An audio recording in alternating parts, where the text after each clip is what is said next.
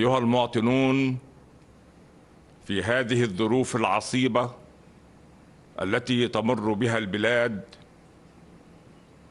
قرر الرئيس محمد حسني مبارك تخليه عن منصب رئيس الجمهورية.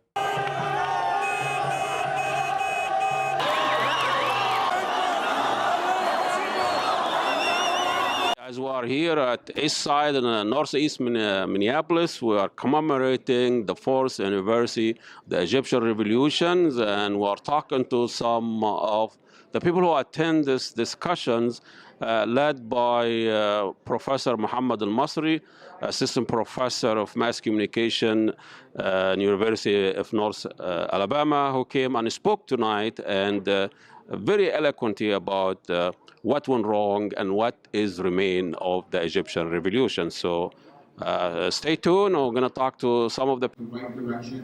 In 2004, he granted private business owners the right to own press licenses. So that was a positive step. But in the end, he still had an arsenal of laws, like the press law of 1996, the penal code, the emergency law, which, by the way, was on the books for the entire 30 years.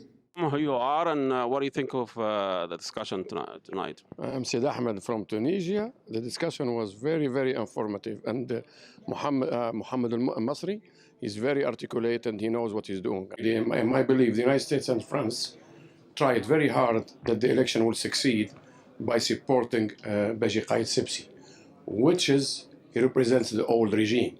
So it is free election, but we came back to square one. Country from Burma, which is going, similarity.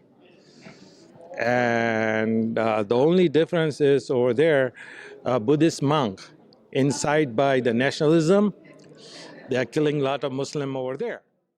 In Egypt, the mistake they made, it was a coup d'etat as far as I'm concerned, Sisi, when he ousted Morsi as elected president. He should be ousted by a referendum, not by military coup. And I see the same thing army is doing what is in Egypt.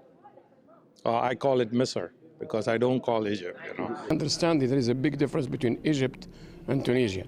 And when it comes to women issue, the only Arab and Muslim country, actually Arab country, was the polygamy, it was prohibited by law 1957. Army control that, is a corrupt government. Same thing in Burma. Regarding the Egyptian media, I think your dissertation about the Egyptian media, tell us structurally the comparison between how a Western style and our media in Egypt. Well, there are several key differences between the U.S. Press system and the Egyptian press system, if we want to take those two examples. So first of all, ideologically, whereas the U.S. system tends to value objectivity, detachment, neutrality, fairness, and balance, at least generally speaking, in the Egyptian system, objectivity is sort of downplayed. Journalists see themselves more as activists. Some other major difference is that the government has a lot of say. It's a censorial political culture, historically, during the Nasser, Sadat, and Mubarak periods, and now again during the Sisi period. So the government really does have final say on content. They have a number of laws, tools that they can use to ensure a more or less singular narrative.